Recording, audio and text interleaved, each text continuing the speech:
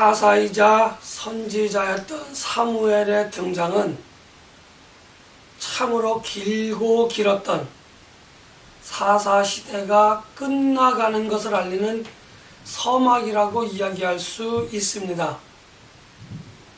사무엘의 등장과 아울러 하나님께서는 사무엘 선지자를 통하여 이스라엘 백성들에게 너희가 하나님께 돌아오라 라고 선언을 하십니다.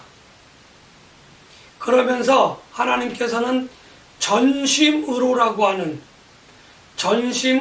하는 단서를 붙이게 되어지고 조건들을 달았는데, 그 조건들은 이방신을 섬기지 말고 우상을 섬기지 말고 참회하며 하나님께 돌아오라 라는 요구 조건이 있었던 겁니다.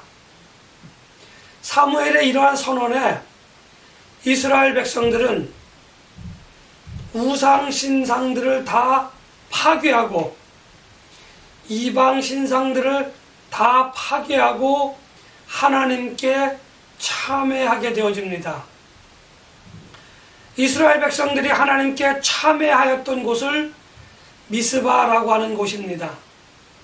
이 미스바라고 하는 곳에서 이스라엘 백성들은 하나님 앞에 참회를 하게 되어지는데, 이들의 참회를 하나님께서는 받아들여 주십니다. 하나님께서는 이들의 참회를 받으시고 이들을 다시 왕이 되어 다스리기로 작정하셨는데, 그 중보자로 하나님께서는 사무엘을 삼으셨던 겁니다.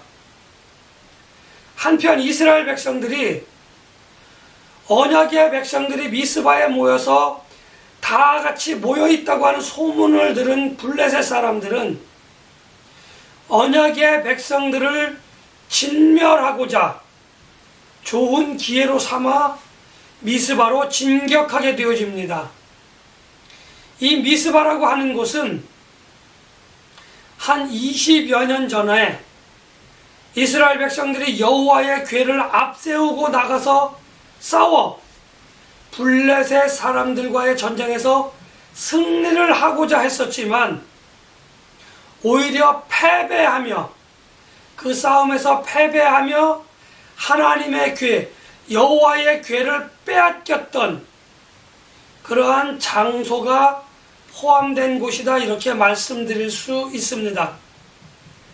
20여 년 전에 안 좋았던 추억, 20여 년 전에 커다란 아픔이 있었던 이스라엘 민족들에게 블레셋 사람들은 이전과 같이 그들과의 싸움에서 승리하고자 그들을 향하여 달려들었지만 20여 년 전과 지금 미스바는 한 가지 다른 점이 있었는데, 20여 년 전에는 이스라엘 백성들이 자기의 생각에 옳은 대로 말하고 행동하는 시대였다고 한다면, 지금 미스바의 이 시점에서는 언약의 백성들이 하나님을 왕으로 다시 받아들이고 하나님을 중심으로 똘똘 뭉쳐 있었던 그러한 시대였다, 이렇게 말씀드릴 수 있습니다. 여호와의 궤가 있던 없던 그것이 중요한 것이 아니라 그들의 참회를 하나님께서 받아주시고 사무엘이 그것을 대리해서 이스라엘 백성들을 다스리기 시작하였다라는 결론으로 이야기할 수 있는 것입니다. 그런데 이번에 달랐던 그 상황 속에서 블레셋 사람들이 미스바로 향하여 달려나올 때, 미스바에 있었던 언약의 백성들은 전투를 위하여 모인 것이 아니고 하나님 앞에 참회하기 위하여 모였기 때문에 아무런 무장을 하지 않은 그런 상태였던 겁니다. 비무장 상태였지만 싸움에 능하시고 전쟁에 능하신 하나님이 그들의 왕이 되었기 때문에 그들은 미스바에서 싸움을 시작하여 승전보를 울리기 시작하였던 겁니다. 미스바에서 시작된 그 싸움은 벳갈까지 이르게 되어집니다. 다시 말하면 미스바에서 블레셋 사람들을 물리치기 시작한 언약의 백성들은 블레셋 사람들이 피하여 도주하는 곳곳을 계속해서 쫓아가면서 싸움을 하였고 곳곳에서 승리하며 마침내 벳갈이라고 하는 곳에 이르러 블레셋 사람들을 멸하며 싸움에 승리하게 되어집니다. 싸움에 승리한 사람들은 이전과 같이 하나님께서 우리와 함께 하셨다고 하는 징표, 하나님이 우리를 도우셨다고 하는 그 증표로 주변에 있는 돌을 선택하여 돌을 취하여 기념비를 세우게 되어지는데, 이 기념비를 세우며 에벤에셀이라고 이야기를 합니다. 에벤에셀이라고 하는 이 기념비의 뜻은 하나님께서 여기까지, 지금 여기까지 우리를 도우셨다라고 하는 그 뜻을 가진 그러한 말입니다. 지금까지 하나님이 우리를 도우셨다고 하는 이 뜻, 사무엘의 마지막, 사사시대의 마지막 기념비가 세워지고 있는 현장입니다. 이 기념비가 세워지는 이곳은 사사시대의 마지막 저물어가는 모습을 보여주고 있는 겁니다. 이렇게 사사시대가 하나님 보시기에 기쁘고 즐겁게 끝났으면 좋겠는데, 언약의 백성들은 다시 이스라엘 백성들이 되어져가는 과정이 지금부터 일어나게 되어지는 겁니다. 우리는 지금까지 사사기, 룻기, 그리고 사무엘상의 이 전반부를 살펴보면서 사사시대의 백성들의 삶을 우리는 지금 돌아보고 있는 겁니다. 우리가 잘 알겠지만 사사시대는 이스라엘 백성들에게 있어서는 고난과 고통스러운 고난과 고통의 시절이었는데, 그 원인을 가만히 살펴보면 하나님이 죽으시던 시기도 아니고 하나님이 이스라엘 백성들에게 관심을 갖지 않으셨던 시대도 아닌데, 이스라엘 백성들은 고난과 고통의 시간을 보낼 수밖에 없었던 겁니다. 왜냐하면 이스라엘 백성들은 자기의 생각에 옳은 대로 말을 하고 자기의 생각에 옳은 대로 행동을 했기 때문인 겁니다. 그들의 삶은 하나님과 상관이 없는 우상을 섬기며 하나님을 섬기고, 이방신을 섬기며 하나님을 섬기고, 하나님의 말씀은 온데간데 없이 자기의 주관을 가지고 그것이 옳다고 생각되어지면 그렇게 말하고, 그것이 옳다고 생각되어지면 그렇게 행동하는 그러한 시간이었다라고 하는 것을 우리는 잘 알고 있습니다.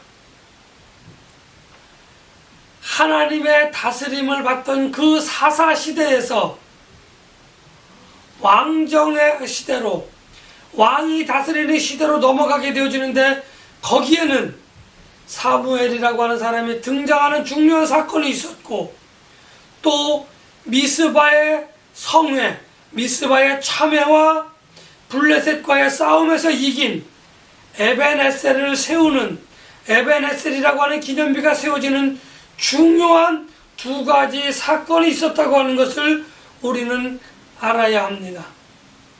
아무튼 사사시대 전반을 걸쳐서 우리는 이스라엘 백성들의 삶을 살펴보고, 이스라엘 백성들이 왜 고난과 고통 가운데 있었어야만 하는지 하는 것을 우리는 잘 알고 있습니다. 특별히 그 원인을 잘 알고 있다고 하는 것을 우리는 알아야 합니다. 자기의 생각에 옳은 대로 행하였다고 하는 겁니다.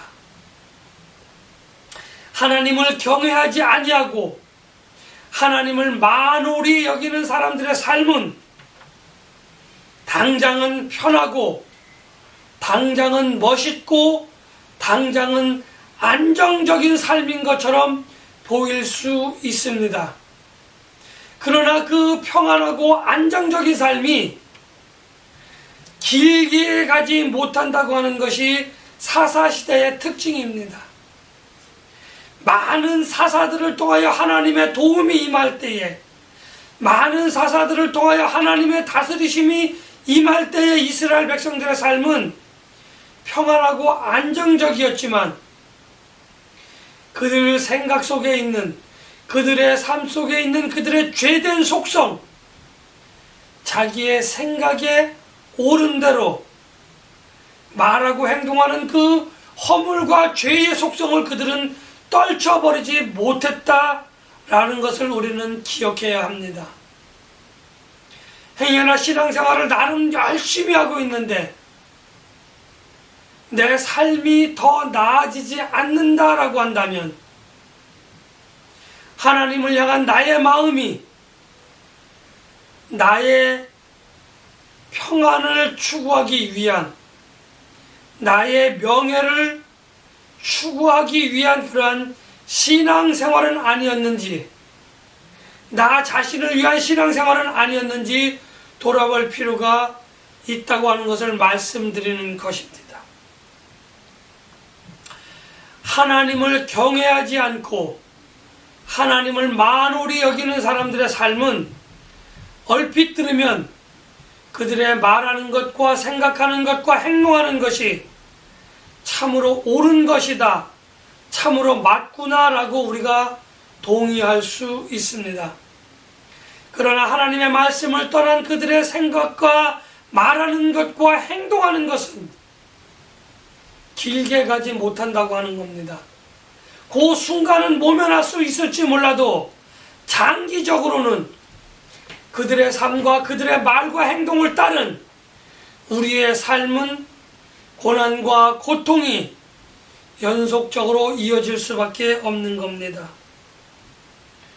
하나님을 아버지라 고백하고 시인하며 그렇게 사는 우리의 삶을 가만히 살펴보면 하나님께서 내게 은혜를 주셔서 내 삶이 평안하고 내 삶이 안정적으로 지속되어져야 하는데, 그렇게 되지 못하는 우리의 삶을 살고 있다고 한다면 우리의 삶은 점검해 보아야 합니다.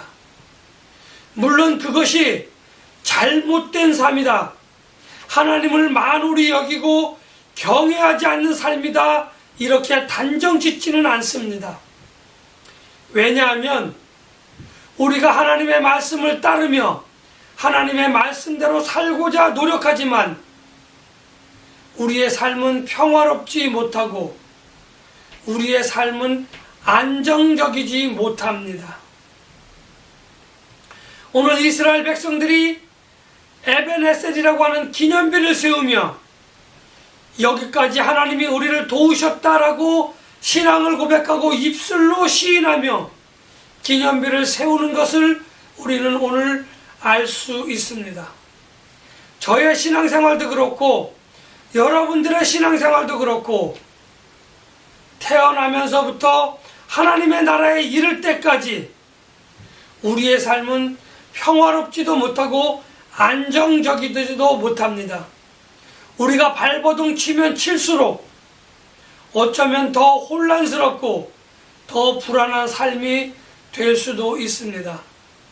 이스라엘 백성들의 사사시대 때의 삶을 가만히 살펴보면 어느 한순간 이스라엘 백성들의 고난과 고통은 멈춰지게 되어집니다. 사사라고 불리우는 사람들을 하나님이 보내주셨고 그들의 인도하심을 따를 때에, 그들의 인도를 따를 때에 고난과 고통은 멈춰지게 되어집니다. 그런데 사사들의 인도를 버리고 사사들을 통하여 하나님께서 우리를 인도하신다고 하시는 그 인도하심을 우리가 따르지 않고 내 생각에 옳은 대로 말하고 행동하게 되어지면 또다시 우리들에게는 고난과 고통이 따른다고 하는 겁니다. 에베네셀의 기념비가 세워졌던 것처럼 우리에게도 하나님과 나를 기억할 수 있는 어떤 기념비가 세워지고 거기서 모든 고난과 고통이 끝났으면 좋겠는데, 그렇게 되기를 소원하는 것이 저의 마음이고 여러분들의 마음일진데, 우리 속에 잠들어 있던 허물과 죄가 다시 깨어나지게 된다고 한다면, 깨어난다고 한다면 우리들의 삶은 또다시 고난과 고통의 그 두 굴레를 벗어나지 못하는 삶을 살 수밖에 없다고 하는 것을 말씀드립니다. 지금 내가 고난과 고통을 받는 것은 내가 하나님 앞에 허물과 죄를 범하였기 때문일 수도 있지만, 고난과 고통을 통하여 우리를 연단하고 하나님의 나라에 우리를 드리고자 하시는, 천국 창고의 알곡으로, 가라지가 아닌 알곡으로 우리를 드리시고자 하시는 그 하나님의 섭리가 있다고 한다면, 우리의 삶이 어떻게 나아가야만 하는지 우리들은 분명히 그 목표를, 그 목적을 정할 수 있다고 하는 것을 우리는 알아야만 합니다. 이제 우리의 삶은 힘들고 어렵지만 하나님의 나라를 향하여 나아가는 모습을 가져야 할 것입니다. 오늘 이 시간 우리가 하나님의 은혜로 우뚝 섰는데, 시간이 지나고 나서 하나님 앞에 나온 우리들의 모습을 가만히 말씀을 통해서 들어보면, 말씀을 통하여 비추어 보면, 저의 모습은, 여러분의 모습은 아파하고 상처하는 모습입니다. 상처를 가진 모습입니다. 넘어진 모습입니다. 쓰러져 있습니다. 힘들고 지쳐서 일어날 수도 없는 그 상황 속에 있는 그러한 모습입니다. 그러나 하나님께서 우리에게 손을 내밀어 우리를 붙잡아 주시고 우리를 일으켜 세워 주시지만, 우리의 모습은 흔들거리고 또 넘어질 수밖에 없는 그러한 삶을 살아가고 있다고 하는 겁니다. 왜요? 내 생각에 옳은 대로 살기 때문입니다. 그렇다고 한다면 우리가 넘어지지 않고 쓰러지지 않고 아파하지 않고 상처받지 않고 굳건히 서 있으려고 한다고 한다면, 오늘 우리는 내 생각하는 것과 말하는 것과 행동하는 것을 성령 하나님께 전적으로 맡기고 인도하심에 따라 이 지치고 힘들고 피곤하고 아파하는 이 모습을 가지고 한 걸음 한 걸음 한 걸음 나아가야만 할 것입니다. 그래야만 우리의 삶이 더 힘을 얻고 하나님의 권능으로 우리가 더 능력을 얻어서 점차적으로 오늘보다는 나은, 오늘보다는 더 힘있는 모습으로 내일 설 수 있다고 하는 겁니다.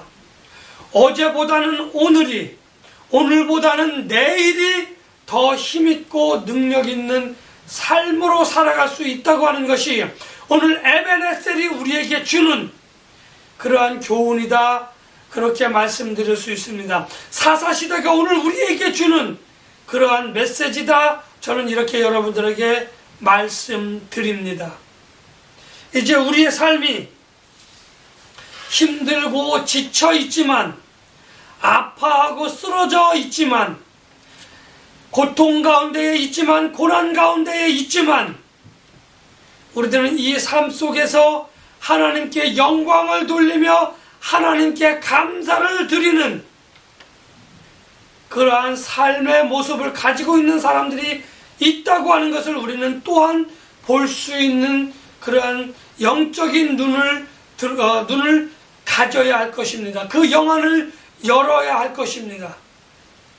나와 똑같은 처지에 있는데 어떤 사람은 감사와 찬송을 돌리고 영광을 돌리는데, 나는 불평, 불만을 그렇게 터뜨리고 있다고 한다면, 그렇게 떠들고 있다고 한다면, 그의 삶과 나의 삶에 있어서 무엇이 다른지 점검해 보아야만 합니다. 하나님께서는 힘들고 어려운 가운데에 있는 사람이 보내는, 힘들고 어려운 가운데 그 사람들이 돌리는 영광과 감사와 찬양을, 그것이 크든지 그것이 작든지 하나님은 생각하시지 않는다는 겁니다. 그 사람이 돌리는 영광과 감사와 찬양을 하나님은 그것이 작은 것이라 할지라도 그것을 받아주셔서 그것을 크게 그렇게 하나님은 확장시켜서 받아주신다고 하는 겁니다. 과부의 2랩돈이 예수님께서 기뻐 받아주셨던 이유가 거기에 있는 겁니다. 오늘 우리들의 삶이 힘들고 지치고 아파하며 낭망되어지는 그런 삶이라 할지라도 그 가운데에서 하나님께 돌리는 그 영광과 감사와 찬송은 하나님께서 크게 받아주셔서 하나님의 나라의 기쁨으로 정립된다고 하는 것을 우리는 알아야 할 것입니다. 우리의 삶은 이전보다도 지금보다도 미래에 여전히 고통스럽고 고난 가운데에 있을 수 있지만 그 가운데에 우리가 하나님께 돌리는 영광과 감사와 찬송은 비록 작은 것이라 할지라도 하나님은 그것을 크게 받아주신다라는 것을 기억하시고 지금보다는 더 나은 삶을 우리에게 주시고자 하시는 것이 하나님의 섭리라고 하는 것을 믿으셔야 할 것입니다. 사랑하는 자여, 내 영혼이 범사에 잘되고 더 강건하여지기를 원하시는 그 하나님의 말씀을 우리가 믿고 의지하며 성령님의 인도하심에 따라 우리의 삶이 더 나아가시는 그러한 저와 여러분들이 되시기를 예수님의 이름으로 간절히 축복하며 기원합니다.